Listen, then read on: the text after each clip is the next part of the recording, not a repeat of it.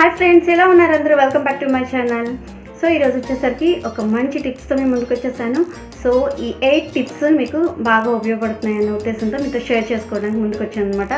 So దానికన్నా ముందు ఒక చిన్న రిక్వెస్ట్, నా ఛానల్ని మీరు ఫస్ట్ టైం విజిట్ చేస్తే కనుక ప్లీజ్ సబ్స్క్రైబ్ చేసేయండి. నా వీడియోస్ కనుక మీకు నచ్చినట్లయితే లైక్ చేయండి, షేర్ చేయండి అండ్ కామెంట్ చేయండి. సో మనం ముందుగా మన వీడియోలోకి వెళ్ళిపోదామా. సో ఫస్ట్ టిప్ వచ్చేసరికి ఏంటంటే, మనం బిర్యానీ కానీ పులావ్ కానీ చేసేటప్పుడు ఆనియన్స్ అనేది వేయిస్తాం. అవి త్వరగా బ్రౌన్ కలర్లోకి రావాలంటే కనుక మనం కొంచెం అందులోని షుగర్ యాడ్ చేస్తే కనుక ఒక చిటికెడు యాడ్ చేస్తే సరిపోతుంది. సో యాడ్ చేసి మనం వేయిస్తే కనుక ఉల్లిపాయలు త్వరగా బ్రౌన్ కలర్లోకి వస్తాయన్నమాట. నెక్స్ట్ సెకండ్ టిప్ వచ్చేసరికి, మనకి గ్రేవీ చిక్కగా రావాలంటే కనుక, అంటే కొంచెం థిక్నెస్ రావాలంటే కనుక కొంచెం పుట్నాల పొడి కానీ, పుట్నాల పప్పు ఉంటుంది కదా దాని పొడి కానీ కొంచెం, లేదా బియ్యం పిండి కానీ కలిపితే కనుక కొంచెం మనకి గ్రేవీ అనేది థిక్నెస్ అనేది వస్తుందన్నమాట. సో ఇక థర్డ్ టిప్ వచ్చేసరికి, ఉల్లిపాయ గ్రేవీ కానీ టమాటా గ్రేవీ కానీ చేసేటప్పుడు అది థిక్నెస్ రావాలంటే కనుక కొన్ని జీడిపప్పుల్ని పేస్ట్ చేసేసి ఈ గ్రేవీలో మనం మిక్స్ చేసేసి ఉడికించేసుకోవచ్చు.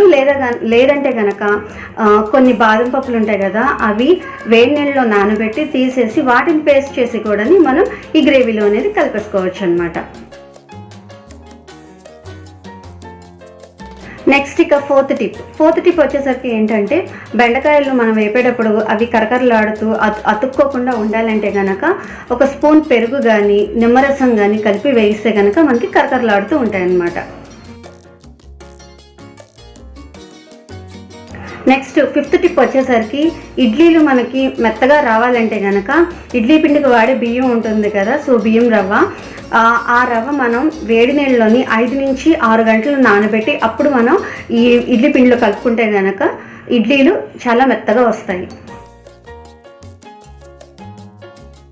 నెక్స్ట్ ఇక సిక్స్త్ టిప్ ఏంటంటే, చపాతీ పిండి మనం కలిపిన తర్వాత కొంచెం మిగిలిపోతూ ఉంటుంది. సో దాన్ని ఎలా స్టోర్ చేసుకోవాలంటే, ఈ మిగిలిపోయిన పిండికి కొంచెం ఆయిల్ అనేది అప్లై చేసేసి గాలి వెళ్ళని డబ్బా ఉంటుంది కదా, అందులో ఈ ముద్దను పెట్టేసి ఫ్రిడ్జ్లో స్టోర్ చేసుకుంటే కనుక మనకి ఎక్కువ రోజులు ఉంటుందన్నమాట.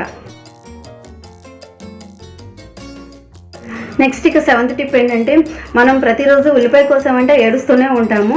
సో అలా కాకుండా ఉల్లిపాయను తీసుకొని పైన కింద 2 భాగాలు కట్ చేసేసి పైన పొర మొత్తం తీసేసి చల్లని నీళ్ళలో కాసేపు ఉంచి ఆ తర్వాత మనం ముక్కలుగా కట్ చేసుకున్నామంటే మనకి కన్నీళ్ళు అనేవి రావన్నమాట.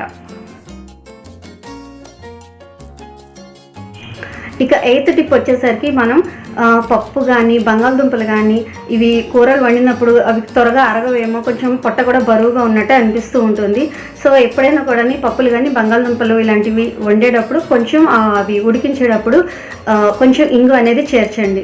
అప్పుడు ఏంటంటే డైజెషన్ ప్రాబ్లం అనేది మనకి ఉండదన్నమాట. సో ఫ్రెండ్స్, చూసారు కదా, ఈ టిప్స్ అన్నీ కూడా మీకు ఉపయోగపడతాయని షేర్ చేస్తున్నాను. సో ఉపయోగపడతాయా లేదా అనేది నాకు కామెంట్ రూపంలో చెప్పండి. అండ్ మీకు తెలిసిన చిట్కాలు కూడా నాకు కామెంట్ రూపంలో చెప్తే నేను మళ్ళీ మన సబ్స్క్రైబర్స్ అందరితో షేర్ చేసుకుంటాను. సో ఇవి వాళ్ళకు కూడా ఉపయోగపడతాయి అన్నమాట. సో మర్చిపోకుండా కామెంట్స్ రూపంలో నాకు షేర్ చేయండి మీ టిప్స్ని కూడా. సో మళ్ళీ మంచి వీడియోతో మళ్ళీ కలుద్దాం. అంతవరకు బాయ్.